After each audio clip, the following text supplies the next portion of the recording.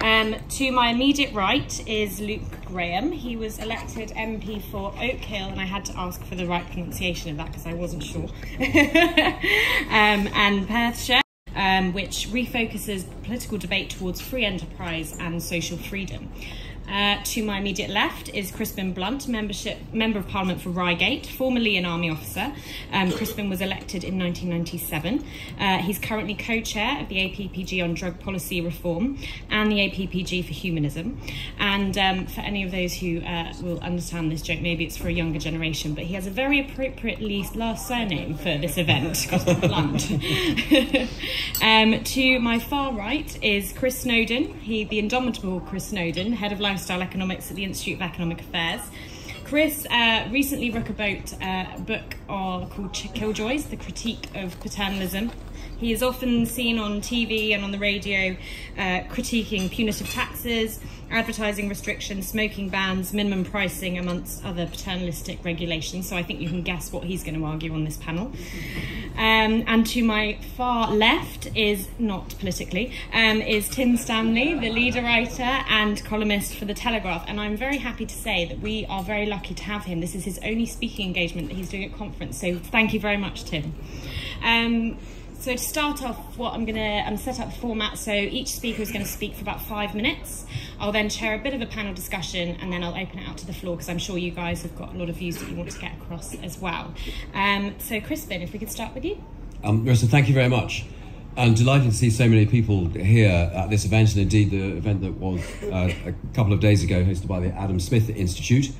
And this is an issue whose time has come. But of course, legalising an adult use cannabis market, which we want to be the subject of today's conversation, is but one part of drug policy reform. And by any standards, the consequences of our nation's drug policy are truly catastrophic. And what we need to do is to, as Conservatives, is get into a place where we are going to have policies towards drugs that deliver societal improvement and particularly are focused on harm reduction. And at the moment, politicians are stuck in a place where drugs are bad, and our conclusion is they are banned. And we are living at a scale with played out globally with what the Americans had in the 1920s and 30s when they banned a drug called alcohol, and then created a massive criminal industry that supplied this drug that people wanted. Thousands of people died in the United States because they then drank industrial spirit, which was poisoned. And we've got a similar situation in our cannabis use today in the United Kingdom. Our kids find it a great deal easier to get cannabis, an illegally supplied drug, than alcohol, because there is a very little bootlegged alcohol in the UK. And if the 17-year-old who pulls up to your off license wanting to buy alcohol, you don't know if you're the business owner whether he's from trading standards or actually going to try and or illegally trying to purchase it. But all the age controls and the regulations that the state applies and the licensing conditions we apply mean that we've got reasonably decent control of alcohol towards the young compared to cannabis. And on our streets, our kids are smoking something called skunk, which is super strong cannabis, which has a very strong association with psychosis. And the interesting thing is, if you go to the United States, as I did at Easter, to go and look at Washington State and see what a regulated and licensed adult use cannabis market looks like, and you mentioned psychosis in the young, they look at you rather blankly. They don't have it on the same scale because they don't have the cannabis that has been supplied there for the last 6 years legally, but for the last previously illegally. That supply chain is not in the hands of organised crime in the way that it is here. And here, organised crime are entirely happy to then make sure they are selling our kids something that gives them an immediate high, where they go, wow, that's great, and then and that's the product that they now consume. A very different product to those of you who might have been kicking around in 1968 at various music festivals and the rest, where you might have started your ingestion of illegal cannabis. And so we have a significant health problem in the UK, and the counterintuitive argument, of course, is if this becomes a legally supplied drug with regulations and license conditions applied both to the suppliers and to the retail end of this as well, we get far better control of this drug. At the moment, We have a highly efficient free market in drug supply in the United Kingdom, only it is criminally supplied. And in the cannabis area, children are more easily able to get hold of this legal drug, and they are getting hold of something that is doing them harm. And which is why the state needs to take control of this and to license it and to regulate it properly. And at the same time, what I saw in Washington State was that the legal suppliers were putting the illegal suppliers out of business. It is a great deal cheaper and more efficient to produce something legally, openly, properly regulated and overseen. And as long as the regulators and those applying the license conditions don't then tax it as well to such an extent that they create an illegal market by virtue of overcooking it in terms of the regulation, the license and taxes applied, you will put the illegal producers out of business and you will take control of the market. And I look forward to answering questions about what is happening in Washington State and elsewhere. But of course, the situation in the United States is there. You've got 12 states of the Union now who have formally begun to move towards a licensed and regulated market. And we've got the opportunity to look there at 12 different types of licenses and regulations about how you might make this market work. But best of all, we have in 2 weeks' time, our sister nation in the Commonwealth, Canada, of similar size to us, going live with an adult use recreational market, which the Liberals pledged in their manifesto and have delivered. And for us, as the Conservative Party here, it is very important we begin to make proper progress towards having a policy that is based on protecting our children and reducing crime. And if at the same time it might produce something in the order of £4 or £5 billion of tax revenue for the Exchequer, well, that's just an agreeable benefit to have in the process. So we need to get serious about harm reduction in our society, by ending the out-of-control free market supplied by criminals, not to be replaced by a free market supply in a Tesco, but in a properly licensed and regulated and controlled space, be infinitely better for our society. It is high time to get serious about this. Thank you very much. Thank you. Tim. Thank you very much. Thank you for your very kind introduction. You mentioned the fact that this is indeed the only panel I'm speaking on, although that makes it sound like I was deluged with requests. What that actually means is this is the only panel I was invited to speak on. And rather ironically and in keeping with the theme, I've arrived slightly hungover. I want to focus upon the title of the motion, which is to legalise cannabis. That's an important distinction. We're not talking about decriminalisation, and we're not talking about making available medical marijuana. We're talking about the legalisation, which Mr. Blunt has very well articulated as the creation of a new free market for the sale and use of cannabis. Now, on this subject, let me say first off, I am a Democrat, as I am on most things. I discovered this during the Brexit referendum. I didn't realise I was one, but until I voted for something and someone tried to take it away from me afterwards, I realised I really was a supporter of democracy after all. And my view on marijuana is if there is a party that wants to run on it and win on it, and the public genuinely wants it, then fair enough. I accept that. I'm willing to live by the democratic consensus. Secondly, I'm not a prude. The reality, the physical reality of marijuana is if you use a very small amount of it, occasionally, recreationally, it's not going to do much harm to you. And I don't morally judge anyone who does that. I think it's a very small and silly thing to get one's knickers in a twist about. But of course, we're not just talking about the people who use it lightly and recreationally. Whenever it comes to a big social change or legislative change, that's not where one's concern should be. It should be primarily with the vulnerable and those who cannot cope with a social change or who might be impacted negatively by it. Now, I'm going to talk a lot about America because, of course, that's where they've been experimenting with this, but also that's just, I write a lot about America, and that's more where my familiarity with this issue comes from. And according to the American National Survey on Drug Use and Health, when it comes to the consumption, not the number of users, but the consumption of cannabis, 80% of it is consumed by people who could be described as daily or near daily users. In other words, there's evidence that it's addictive and some people are addicted to it.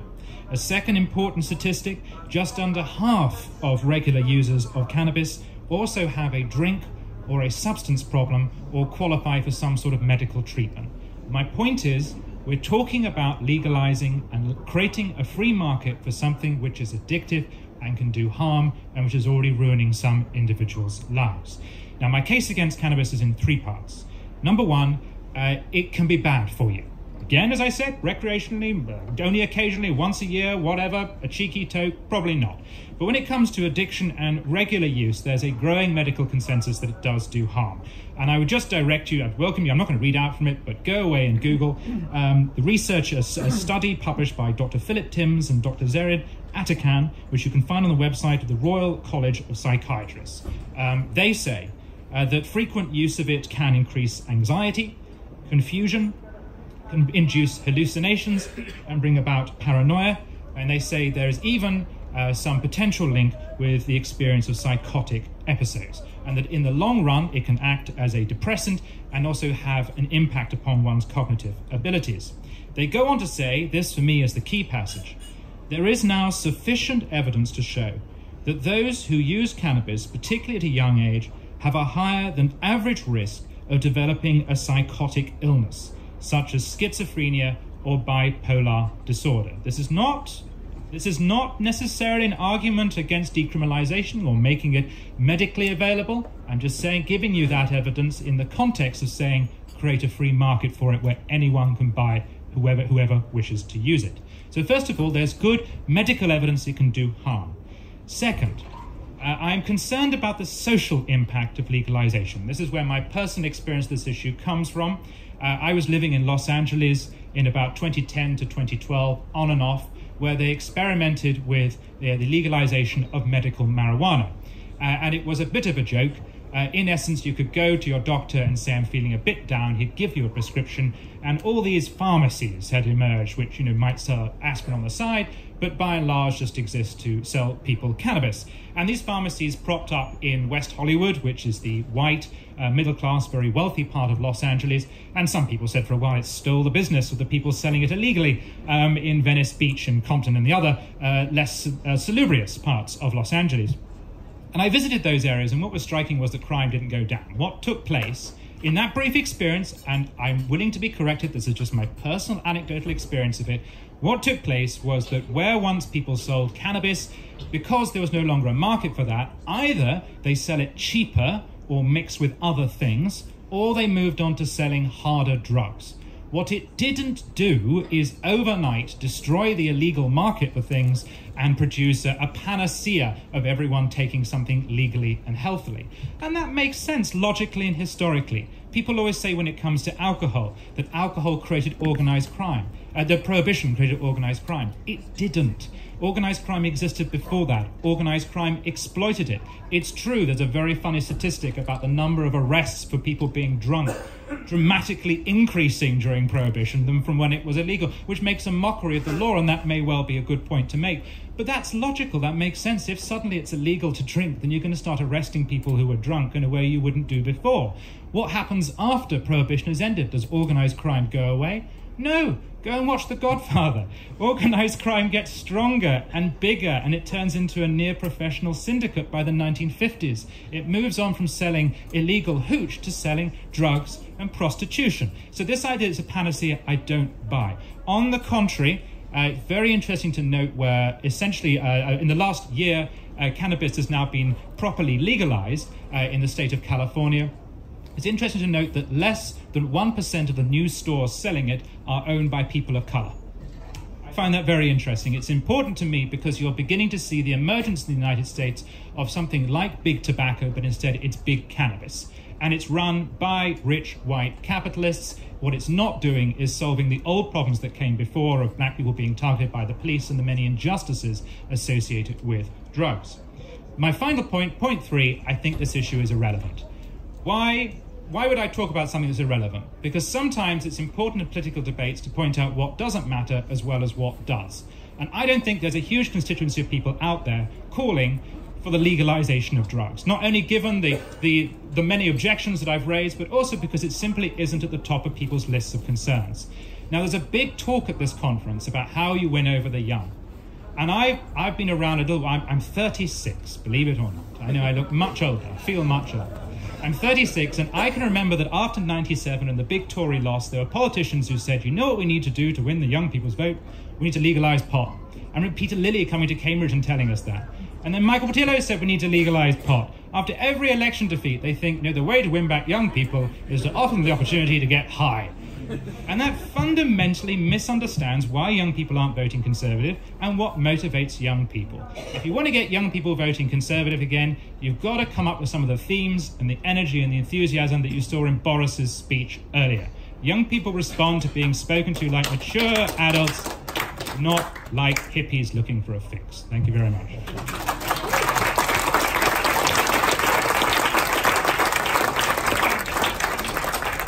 Thanks very much, Tim. Luke.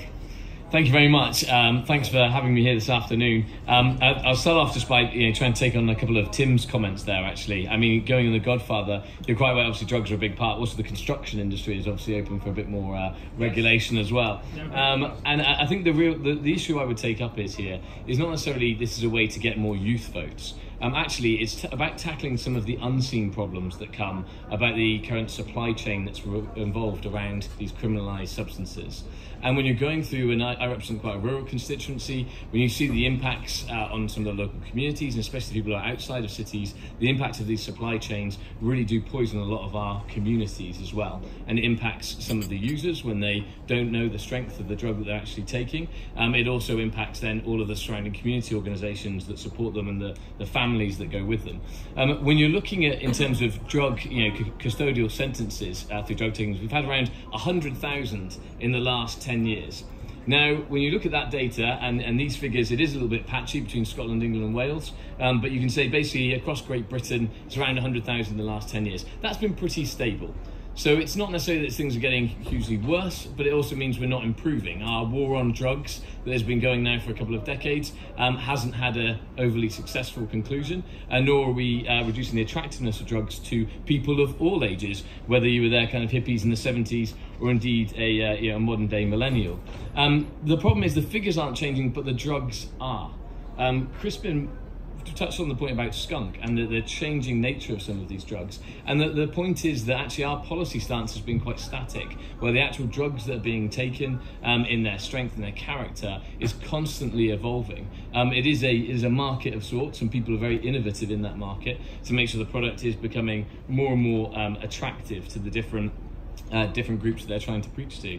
So I think, for me, when you're looking at the problem as a whole, I think there's a lot of unseen community issues that come from this, and there's a lot of unseen mental health issues that come as part of this, because there isn't the wider education taking place, there isn't the wider engagement, and there isn't the wider regulation that is taking place. I will say at this point, it is Her Majesty's government position, obviously, that it is a Class B drug, and there's no current plan to decriminalise that. But when you're looking at the options that we have around the world at the moment, and this debate does keep coming back, Tim was right, it comes back after every election, it's not about targeting the youth, it's actually tackling an underlying problem. And I think America, as mentioned earlier, we've got some great pilots. I mean, someone else is taking the risk for us. We're looking at some of the states. Washington State was mentioned earlier. I had a look at some of the other two states that have decriminalised cannabis and some of their stats. We're looking at Colorado.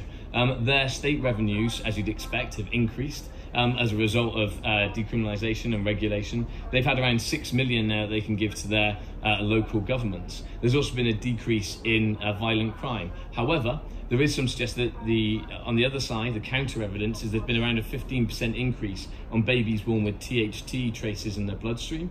And also there's been increased instances of people reporting welfare issues either in hospitals or to community centres as a result of cannabis-related incidents.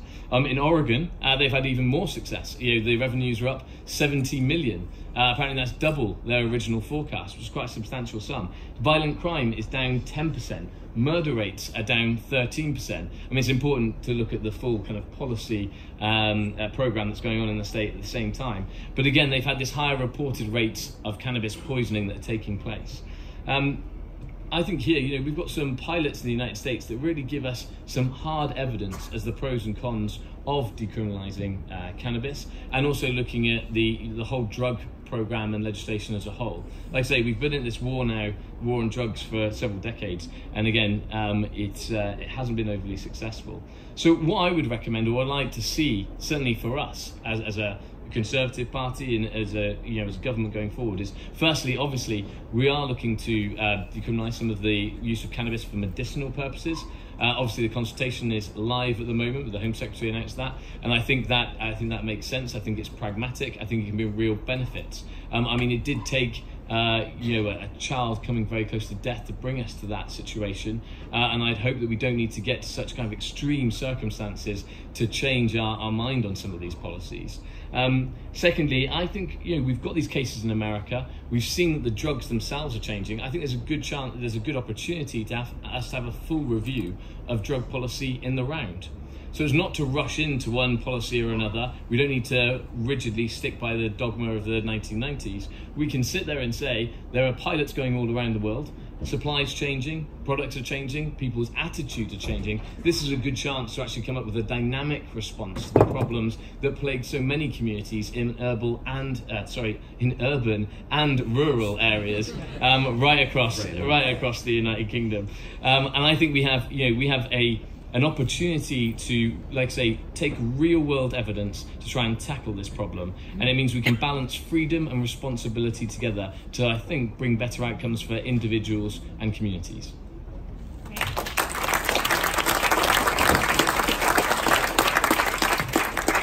Thanks very much, Luke. And last but not least, Chris. Thank you. I've spent the last decade or so banging my head against the relentless nanny state on issues like gambling and alcohol and smoking and so on, and feel like I've lost pretty much every battle. But there are two exceptions where things have gone in the right way as far as I'm concerned, from a sort of liberal libertarian perspective. One is vaping and the other is cannabis. We are seeing more and more places either legalising cannabis or looking to legalise cannabis. And I think the reason I feel I'm winning on those particular two issues is because there's a strong public health argument for both of them. It's not a libertarian argument. People don't care about letting people do what they want to do, unfortunately. The reason that Public Health England, for example, is positive about vaping is because they see it as a good way of getting people off cigarettes. And there is a very strong health argument when it comes to cannabis. This has already been alluded to, but I think I should explain it more explicitly. Prohibition has made nothing but trouble. Al Capone said that, and he should know. What prohibition so often does is it drives the market towards the most dangerous and potent varieties. People didn't drink moonshine before alcohol was prohibited, and they didn't drink it afterwards. They wanted beer. But for the suppliers, it was far more efficient and profitable to produce moonshine. A very similar thing has happened with cannabis. Through years of crossbreeding the plant, we've ended up with cannabis, skunk as it's commonly known, which is very high in THC, which is the psychoactive substance that creates the high, but unfortunately can be associated with mental illness as well, and very low in CBD, which basically has exactly the opposite effect. It's an antipsychotic. Nature is amazing, isn't it, for putting these two things together, and human beings have managed to get rid of the thing that counteracts the negative effects that some people undoubtedly do suffer from. There's no point dismissing the evidence on mental health and schizophrenia. I think the association is real. But it wasn't a concern in the 60s, 70s and 80s for good reason. People were consuming a fundamentally different drug, and it's only prohibition and the desire for profit in what is actually not a free market at all in practice. It's a market dominated by the suppliers. That's what's really caused the problem. And if we legalized it, we could regulate it. So we had minimum amounts of CBD, maximum amounts of THC. The vast majority of consumers, I think, would be quite happy with a product which was the norm until the late 1990s. And you would reduce this toll.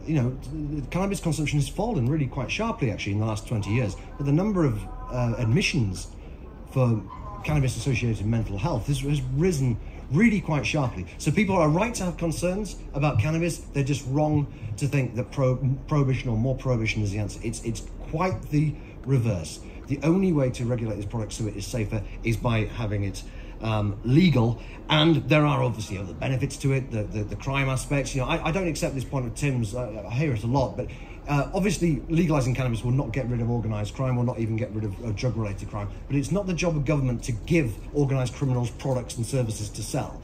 I'm sure they will move on to other things, but the reality is the kind of people who are buying cannabis are, most of them, very unlikely to be buying heroin. It's not as simple as saying these guys are supplying it. Somebody has to want to buy it. There has to be demand there.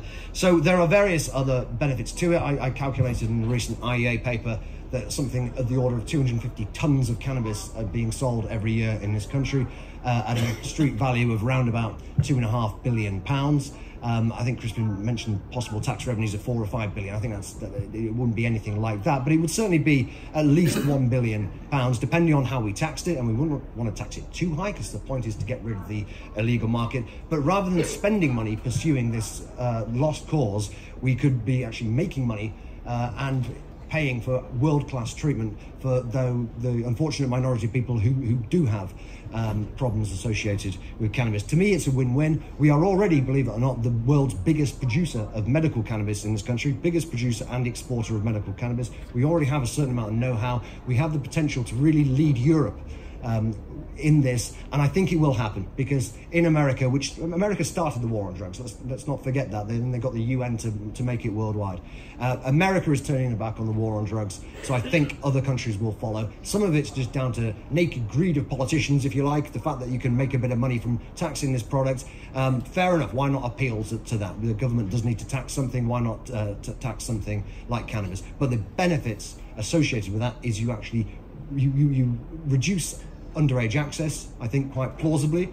A lot of youngsters can get hold of cannabis easier than alcohol, as has already been mentioned, and you make the product itself safer. Not safe, but you make it safer, and that, I think, has to be an improvement, and it's something that we should push on. I think politicians have been behind the public, actually, on this, partly because some of the tabloid newspapers have been so prohibition. I think, actually, people from all sorts of, from every generation, I think, are realising that on cannabis, at least, it's time for reform.